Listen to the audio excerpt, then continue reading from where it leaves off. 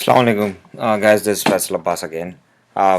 Today's session we're gonna create Windows and Linux VM or the EC2 instance on our MacBook. So this is mainly for the users who are going to use the AWS account on their MacBooks. So I think let's get started. Let's log into the console. Okay, so I have the console open here. Let me log into it real quick here.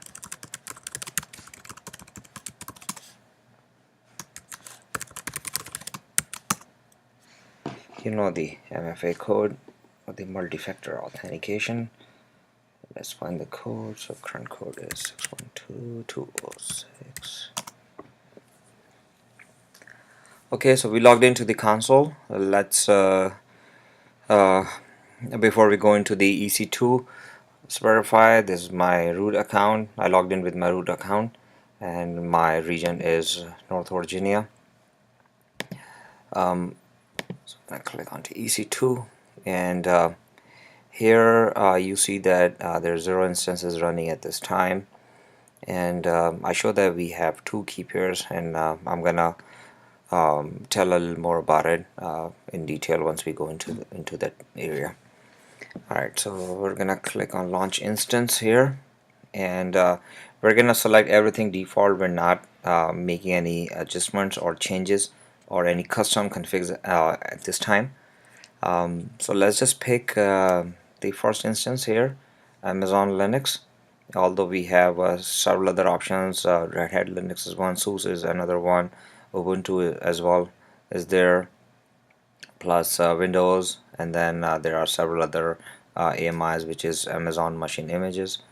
So let's pick the top one for now. Let's click on select here. Okay, so since we are using our free tier account, so make sure that you pick the instance type that has the free tier eligible tag under the types here. You will see several other types with different sizes of the VMs, general purpose, compute optimized, and several others. So anyways, just make sure that we have the general purpose free tier eligible, which is T2 micro, that has 1 vCPU and 1 gig of memory available. Alright, so click on next, configure instance details. Here, so you see the number of instances. Let's say you wanted to launch multiple instances. You have a task to, for example, let's pick a random number. Let's say you were tasked to create 10 EC2 instances. So you can just simply update the number here, and it will churn out 10 VMs for you. We're gonna about this purchasing option or the request spot instance in our lecture. We're gonna discuss about that, and then later on I'm gonna create a summary video about about this EC2 instance details. What is the spot instance type? Network, we're gonna go default. We are not creating any custom VPC for now. Subnet, we're gonna go default as well. Not assigning any specific IP. We'll just go with the auto assignment of the public IP. Placement group, nothing, going same. IAM role, if you see if you had a chance to watch the other video, we created one IAM role for the EC2 access. So we're gonna pick this one up here. Shutdown behavior, so we can just leave it stop for now. Okay, monitoring, I'm not enabling any CloudWatch at this time. Tenancy, we're gonna go with the shared resource type. There are 2 other options: dedicated instance and the dedicated host, and we'll talk about it in our class and then afterwards in the summary video as well. Then click on the next tab, which is the storage. We're gonna pick the default storage, which is the general purpose SSD, and the size of the storage is 8 gig in size. We can add additional volumes if you want, but at this time it's not required. We'll go with the default configs for now. Any tags you wanted to add at this time, let's not add any tag. Let's just proceed ahead. and then configure the security group. If you remember, we created a security group. There's a video specific for the security group creation. If you do not have any security group created, there is Amazon gives you a chance to create the security group right here. Let's just pick the one which we created, although that was open for access to port 80, port 22, and also the RDP port from anywhere. So it should give us a warning message. So remember, this is the one which we created. So we'll just pick this one up here. If you see that it has a HTTP port and SSH port open from any sources from the outside. If I click on review launch, you see that yes, improve your instance security. So it gave us the security error message. Okay, and this is the review. Looks okay for now. Let's just click launch. Alright, so here's the key pair. So key pair are the SSH keys. So SSH keys are the only access method to access your Linux VM. You have to have there are two pieces of the SSH keys. One is the private key and other is the public key. So public key is the one which is sitting at your AWS store, and you're gonna have to download the private key to your MacBook. So we're gonna I already have two private keys created, but I'm gonna create one on my MacBook here. So let's just click on choose a new key pair. Let's just name it as maybe MacBook private key. You can name it whatever is suitable for you. Alright, so click on download key pair. It's going to download a PEM file for you. So remember, see the name is the same here with the extension .pem. Download it to your download folder, and then we're going to click launch instances here.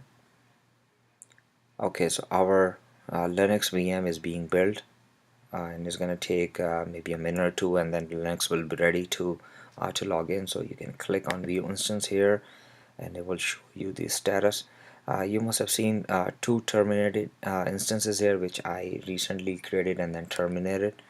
And this one in the middle, it is currently under the pending state, which is being initialized. So if I just refresh it here real quick. Alright, so our Linux VM is in running state. And the status checks is currently running these status checks. I think runs two status checks here. So if I just select this instance here, so I see that under the description I see several details about my instance here. Instance state is running, the type is T2 micro, there's no elastic IP assigned to it, availability zone is US East 1C. So if you see that North Virginia is our US East 1, and then it has the availability zone 1C. Security group, remember we picked the SSH HTTP, HTTP and RDP security group there. And then the AMI ID and the rest of the details are there. Key pair, if you see that this Linux VM will only be accessible through this private key, which is the MacBook private key. If you are accessing this VM from a different machine where you do not have the same private key, you will not be able to SSH into it. Okay, on the at the bottom you see the EBS optimization is currently not set. Root device type is EBS, root device is dev XVDA, and then the rest of the details.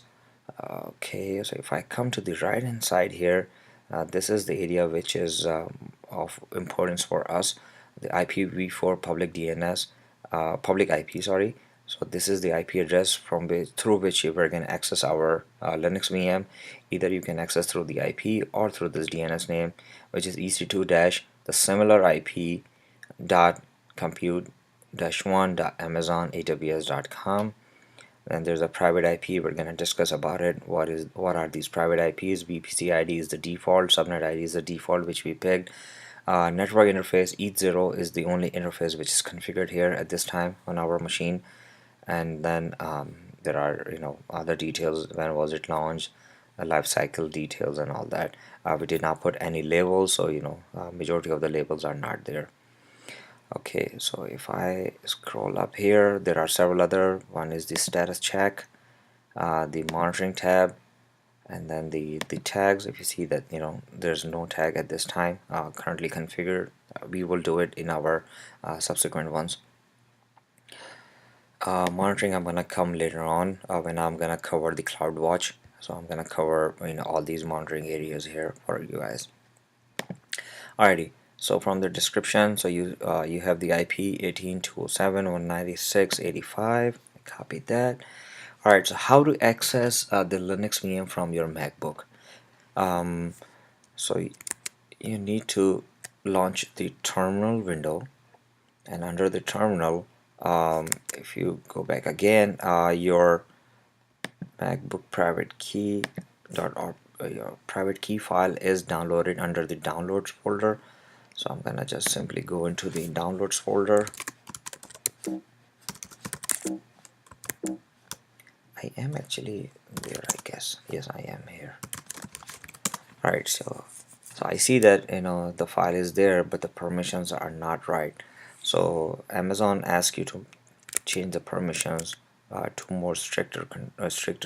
So I'm gonna highlight this instance here, and then if I click connect on it, it tells you that you need to chamard your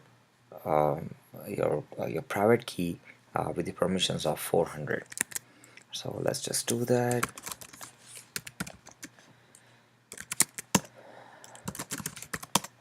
Okay, so our permissions are now 400. Previously they were not 400. There were some additional write and read permissions for the others in the groups as well.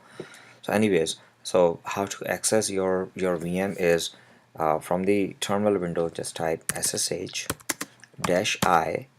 and then the path of your private key. Since I am already in the same directory, so I'll just type MacBook private key, and then the user to log in to your the only user through which you can log into your Linux VM or Linux EC2 instance is the username is EC2-user with the @ and then the IP address of your VM.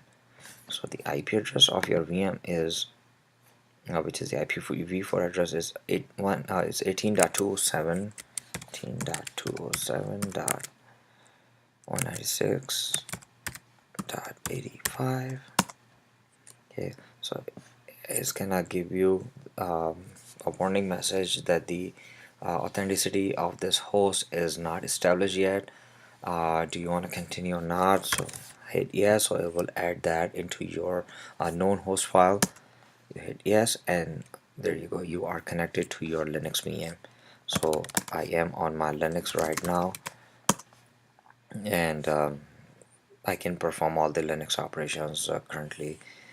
This is running Amazon Linux version 2, and all the details. Uname-a tells me the kernel is 4.14. So this is the way how you connect to your Linux VM through your MacBook. Okay, so this is the process of launching a VM, launching an instance, and then connecting to it. The next step is to terminate the VM, or how to stop and delete the VM. The process. Otherwise, I mean, if you do not do it on your free tier account, your meter will keep on running, and then you're gonna run out of your free tier hours. So it's always suggested, and the best practice is, once you're done with your work, just terminate it on your this is only on your free tier. If you're doing this for your professional work, you do not have to terminate that. Alright, so let's go back again to the console and how to terminate the VM. So make sure make sure you highlighted the VM where which you wanted to terminate. Highlight that, and then either you right click on it or click on actions here, go to instance state and click terminate. It will ask you, give you a warning message. Click yes, terminate. So right now the state is right now the state is shutting down. It's going to shut down and then terminate your VM. So your VM will be in the terminated state. That means it's gone. There's no meter will be running on that VM at that time.